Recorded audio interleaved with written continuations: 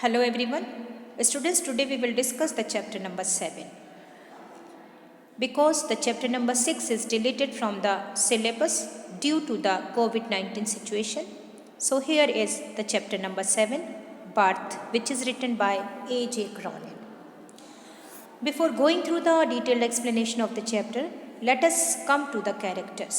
Number 1 character हमारा है doctor Andrew mention का, क्योंकि हमारा जो चैप्टर है वो बर्थ से रिलेटेड है. इट मीन्स किसी का जन्म होगा शायद, तो जाहिर सी बात है कि डॉक्टर की ज़रूरत भी है इस चैप्टर में. तो पहला कैरेक्टर डॉक्टर का है जिनका नाम है डॉक्टर एंड्रयू मेंसन, जो कि न्यूली क्वालिफाइड है. It means newly medical school से पास आउट होकर निकले हैं अभी अभी, और डॉक्टर पेज की यहाँ जॉब कर रही हैं एज अ असिस्टेंट.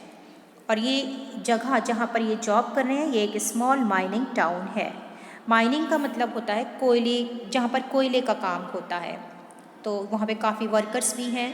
यहाँ पर जितने भी लोग हैं वो कोयले का ही काम करते हैं. That is why it is called a mining town. Page is partly paralysed.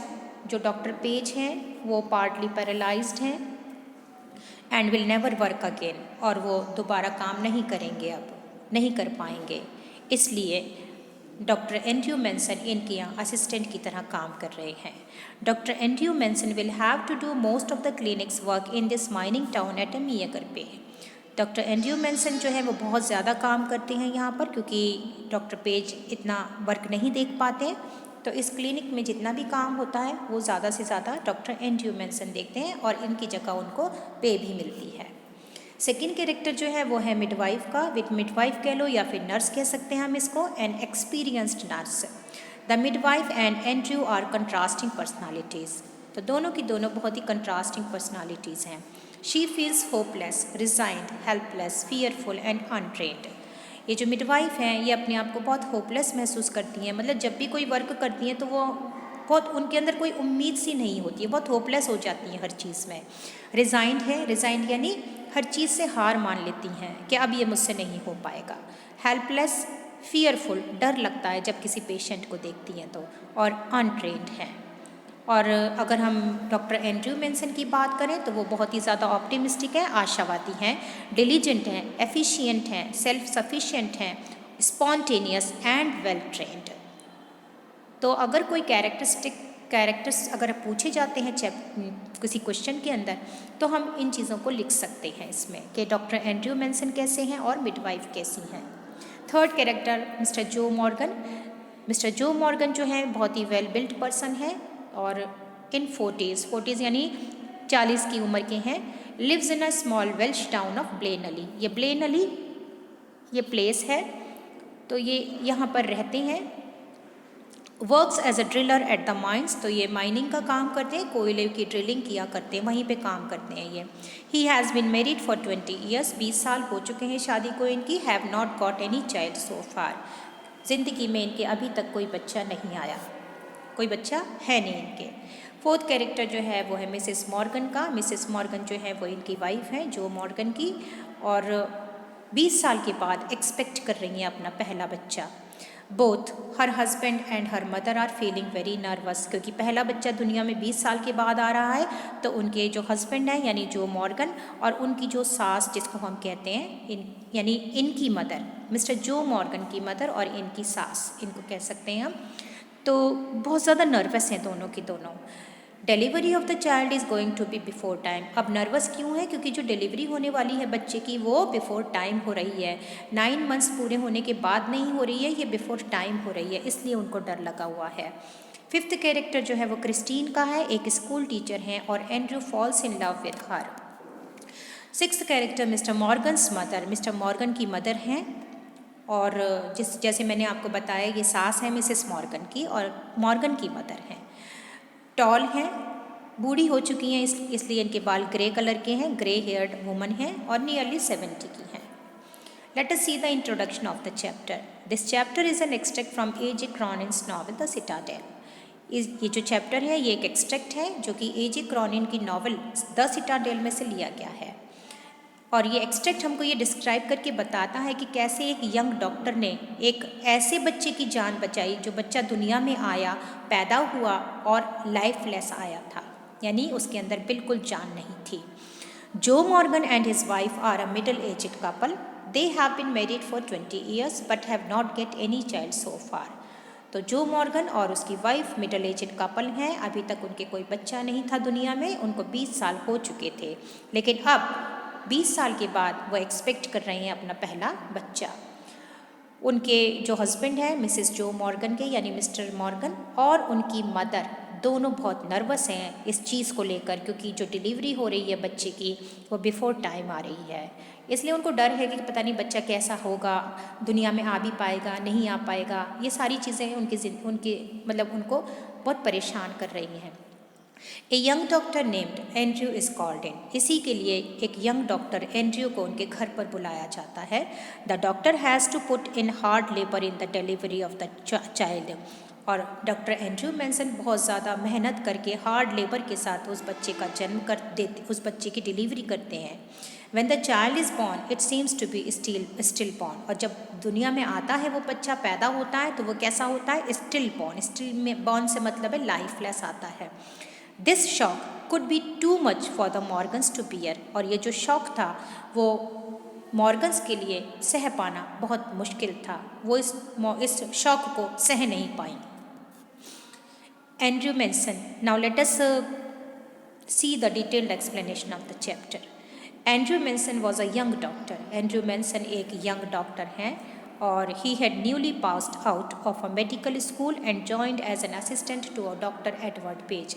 तो ये मैंने आपको पहले भी बताया था कि न्यूली पास आउट होकर निकले हैं ये मेडिकल स्कूल से, और एज अ असिस्टेंट वो काम कर रहे हैं कहाँ पर, डॉक्टर एडवर्ड पेज के यहाँ पर।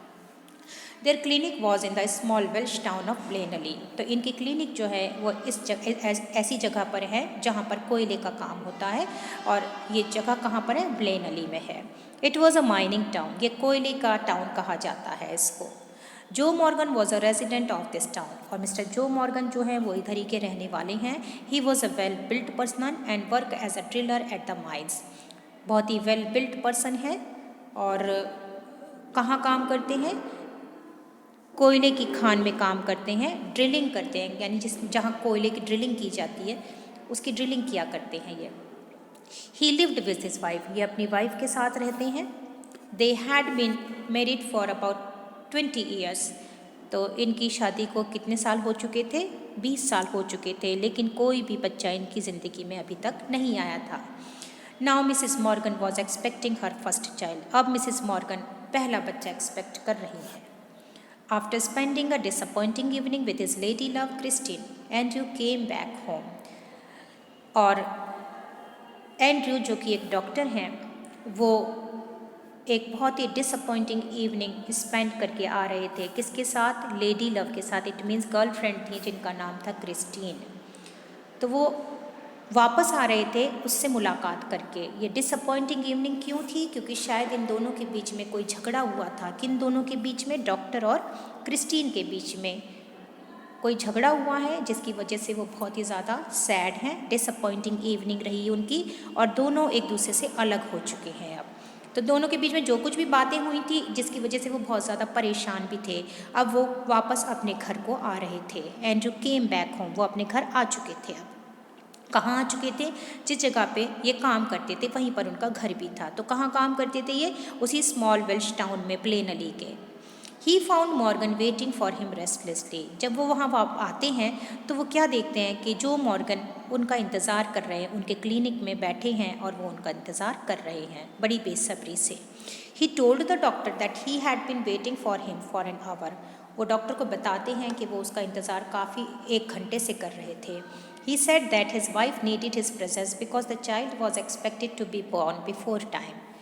वो डॉक्टर को बताते हैं कि उनकी वाइफ को यानी मिसेस जो मॉर्गन को उनकी यानी डॉक्टर की ज़रूरत है, क्योंकि वो उनका बच्चा जो है वो बिफोर टाइम ज़िंदगी में आने वाला है। The child was expected to be born before time, ये एक्सपेक्ट कर रहे हैं वो कि शायद वो जल्दी आ जाएगा दुनिया में।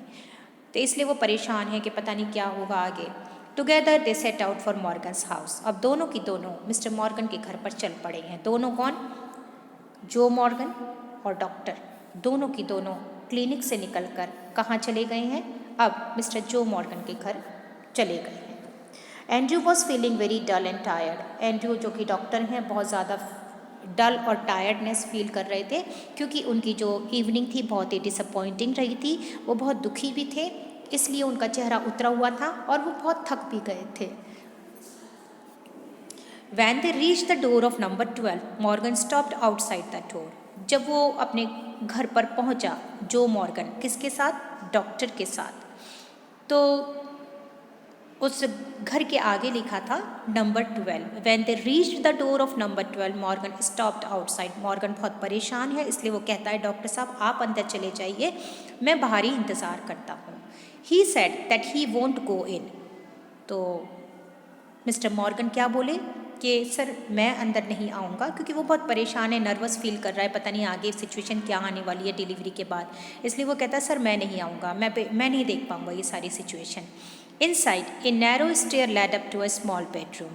और अंदर जब वो जाते हैं डॉक्टर, तो डॉक्टर क्या देखते हैं? एक नैरो स्टेयर्स आ रही हैं इस तरीके की, जैसे आप इस पिक्चर में देख रहे हैं, इस तरीके की सीढ़ियाँ हैं।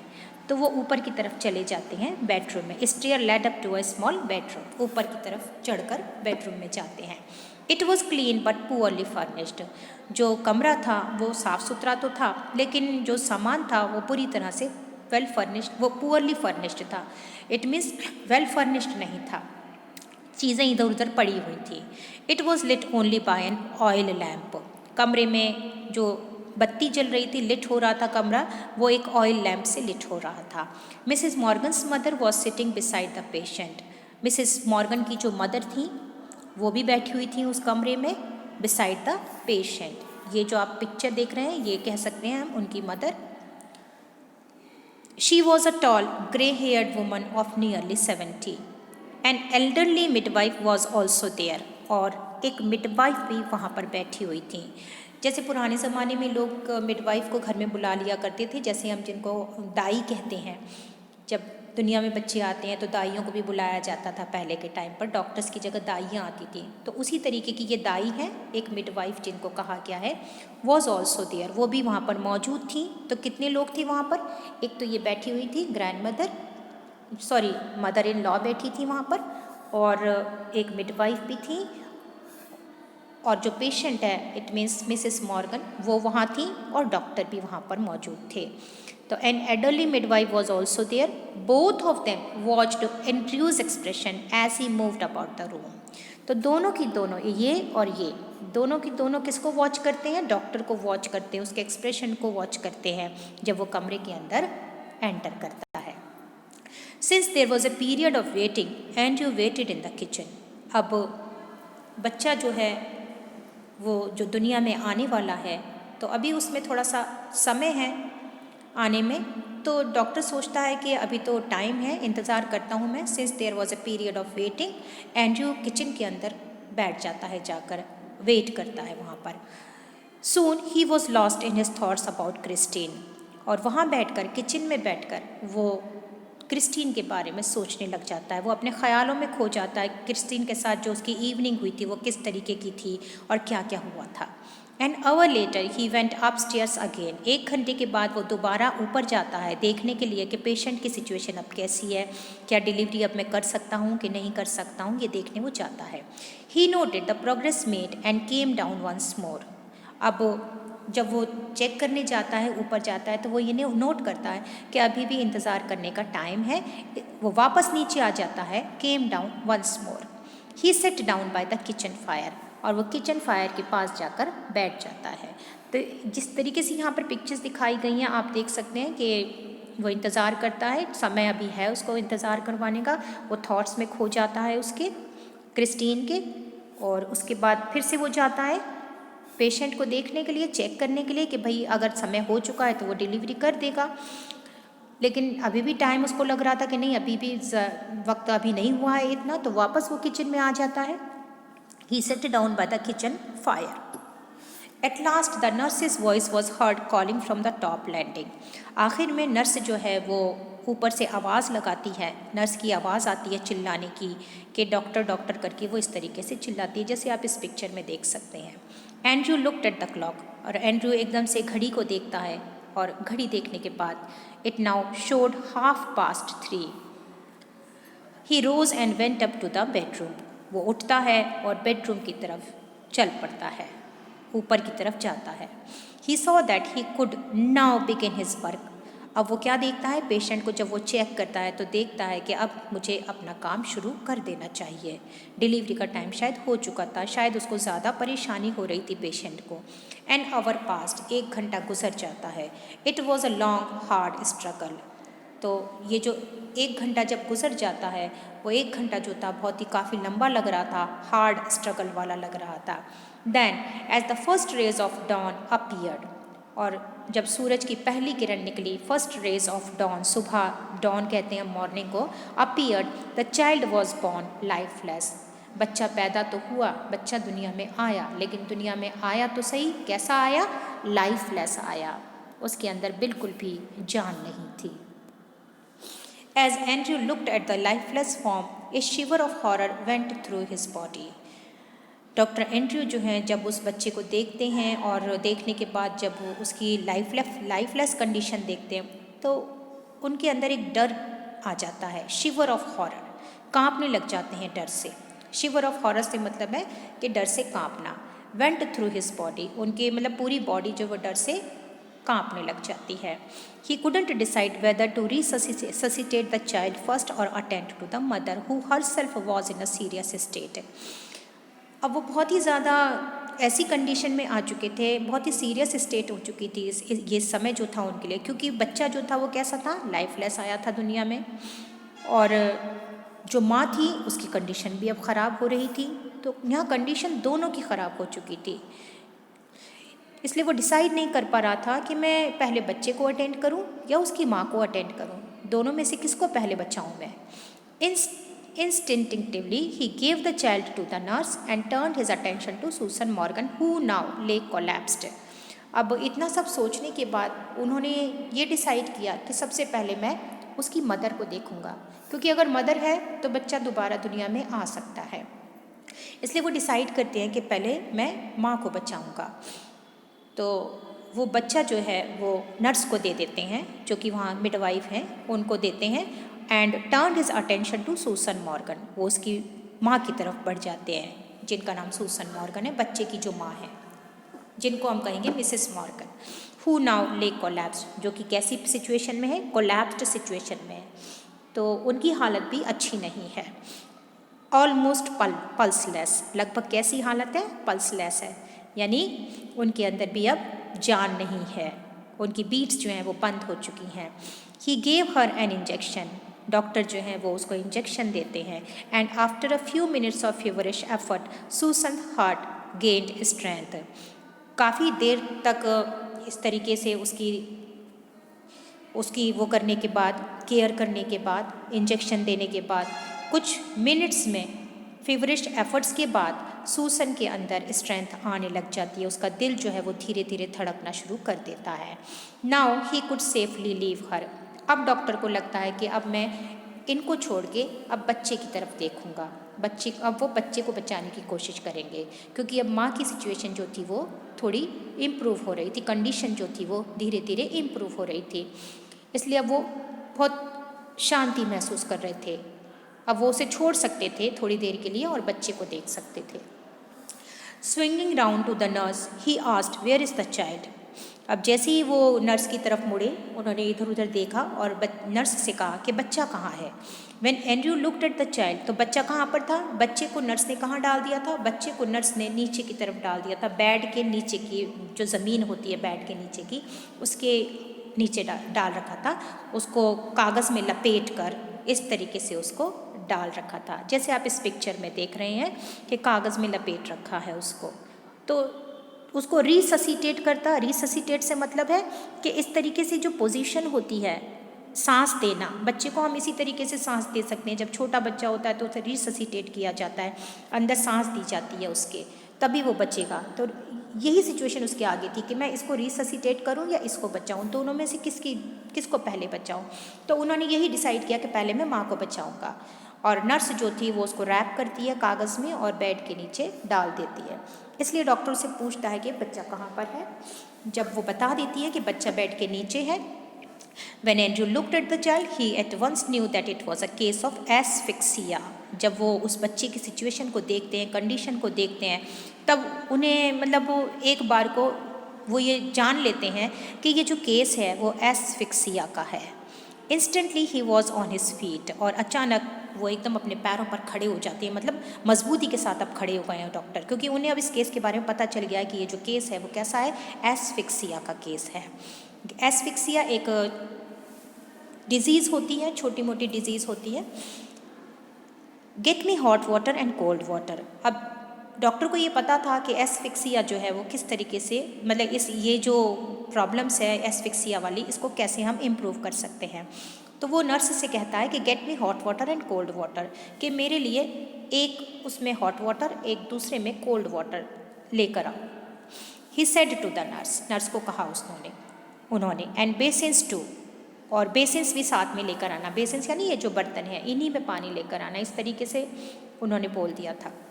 बेसिन्स टू, क्विक क्विक, जल्दी करो जल्दी करो। He took a blanket and laid the child upon it. उन्होंने ब्लैंकेट ली और ब्लैंकेट के ऊपर उस बच्चे को लिटा दिया। Then he began the special method of respiration. उसके बाद उन्होंने स्पेशल मैथड से, रेस्पिरेशन का जो स्पेशल मैथड था वो बिगेन कर दिया। द बेसिन्स अराइव्ड, अब पानी आ चुका था, बेसिन्स भी आ गए थे। Andrew put cold water into one basin, into the other he mixed water as hot as his hand could bear. तो दोनों बेसिन में पानी था, एक में कोल्ड था और दूसरे में हॉट था। और हॉट वाटर भी कितना हॉट, इतना हॉट होना चाहिए था कि जिसमें उनके हाथ जो थे वो उसको सह सकें। Then like a crazy juggler he hurried the child between the two basins, और बिल्कुल उस तरीके से उसको ये बच्चे को पानी में डाल रहे थे जैसे एक क्रेजी जगलर होता है। जगलर जैसे हम देखते हैं ना, हमने जोकर को देखा है, जोकर जब जब जोकर अपना तमाशा दिखाता है उसमें, सर्कस में, तो वो दो चीज़ें उसके हाथ में होती हैं, एक उछालता है दूसरा लेता है, एक उछालता है एक दूसरा लेता है। इसी तरीके से वो जगलर की तरह वो काम कर रहा था, यानी इस बच्चे को कभी इसमें कभी इसमें कभी इसमें कभी इसमें, इस तरीके से वो काम कर रहा था। तो इसलिए यहाँ पर ये वर्ड यूज़ किया गया है, like a crazy juggler. He hurried the child between the to basis, और जल्दी जल्दी वो ये काम कर रहा था, कभी ठंडे में कभी गर्म में, कभी ठंडे में कभी गर्म में, दोनों में उसको बच्चे को बेसिन में डाल रहा था। Now he plunged it into the icy water, now into the hot one, means कभी आइसी वाटर कभी hot one. 15 minutes pass, 15 minute तक ये काम चलता रहा। 15 मिनट के बाद sweat was now running into Andrew's eyes, उसके आंखों के नीचे से क्या निकल रहा था, पसीना निकल रहा था, रनिंग कर रहा था। His breath was coming pantingly, तो अब उसकी सांस भी जो थी वो क्या हो रही थी, पैंटिंग हो रही थी, फूल रही थी, क्योंकि वो थक गया था ये काम करते करते। But no breath came from the body of the child, लेकिन कोई भी सांस इस बच्चे के अंदर नहीं आई।